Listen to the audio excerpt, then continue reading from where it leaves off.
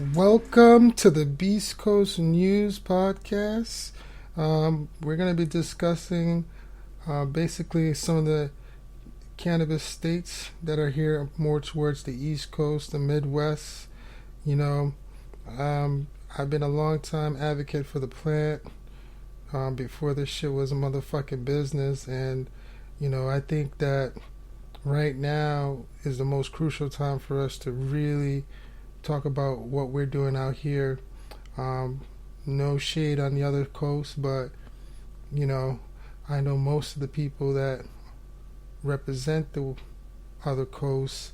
Some of them are actually from this side and they just never came back home, but it's all good. So let's talk about what's going on right now. We're going to jump into a few topics today. First one is going to be the legal Missouri 2022 waits for approval after submitting nearly 400,000 signature for legalization ballot petition. So good old Missouri is on the ballot where they're trying to get signature for legalization. Now, my thing is medical is always the best because it is a medicine. It is a plant medicine. But what's going on is that, there's still people who don't feel as though it's a medicine and they want to utilize it for more of a recreational use. All in all, just think about it. Whenever you're relaxing, that's part of your medicine. So let's talk about what's going on. So this would put a constitutional adult use legalization measure on the ballot this November. The campaign is awaiting official word from the Missouri Secretary of State to certify that a sufficient number of valid voters' signatures were collected. Home cultivation is permitted for the caregiver and qualified patients who apply and receive cultivation card. Each card holder may grow up to 6 plants. Now, the medical marijuana is legal for registered patient. Voters approved that amendment back in 2018 to establish a medical marijuana program. Marijuana possession has been decriminalized.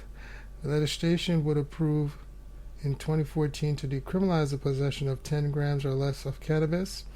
Possession of 10 grams or less is punishable by a fine only, but the offense remains a criminal misdemeanor. Now, the possession of a greater quantity of cannabis remains punishable by jail time.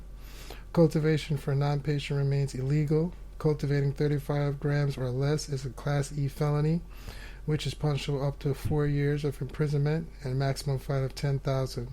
Cultivating 35 grams or more is a Class C felony, which is punishable by sentence of 3 to 10 years imprisonment and fine of $10,000.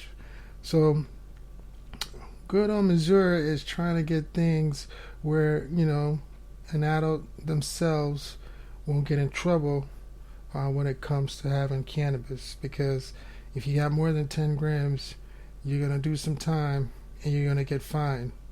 Now, the other big thing that's been going on is Schumer's legal weed bill is finally here. If you're paying attention to what's going on the media posters, and if you're listening to what's going on with some of the cannabis outlets out there who kind of reports on it, Senator Majority Leader Chuck Schumer, Cannabis Administration and Opportunity Act, right, would decriminalize weed on the federal level and allow states to set their own marijuana laws without fear of punishment from Washington. Now, I'm going to run through some of the highlights. You can take away what you think is negative or what is positive, but there's definitely some things in here that I think we should be aware of.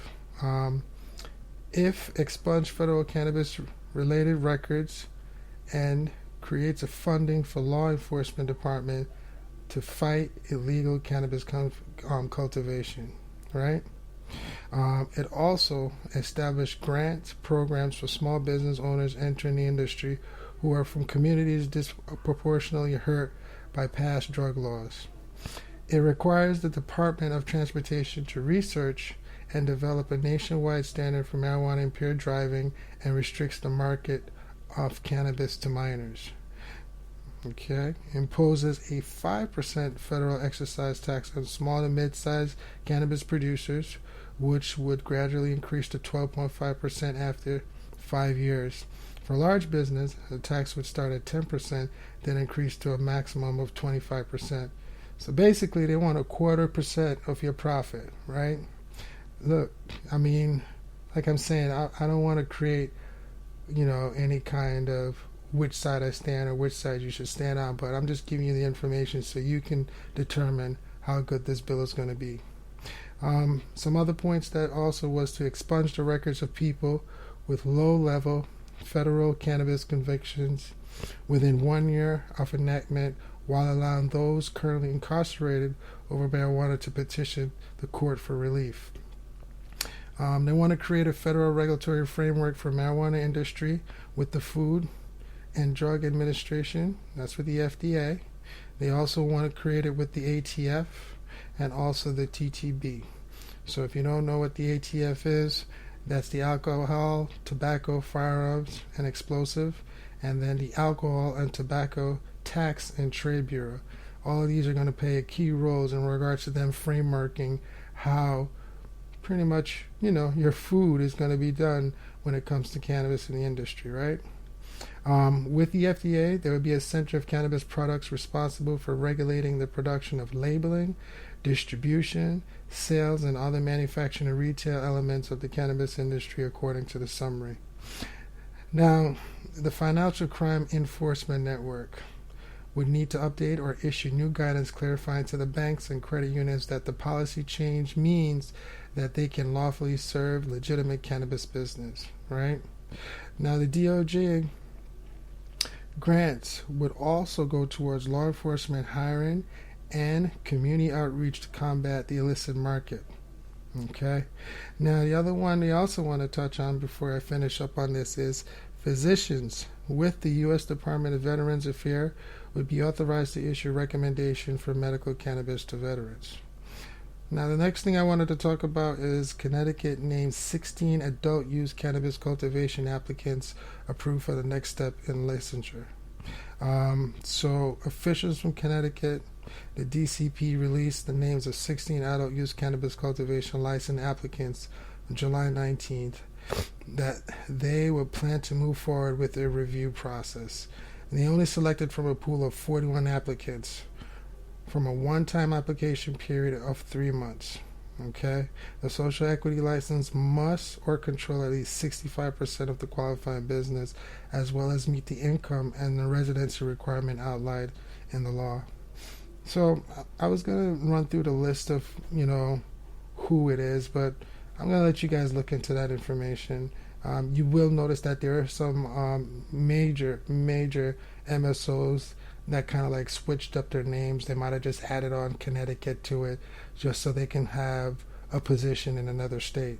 To me, it's another monopoly move by them, but I'm not going to get on that today. I want to make mention of some other stuff also you've been hearing in the cannabis world or when it comes to cannabis news.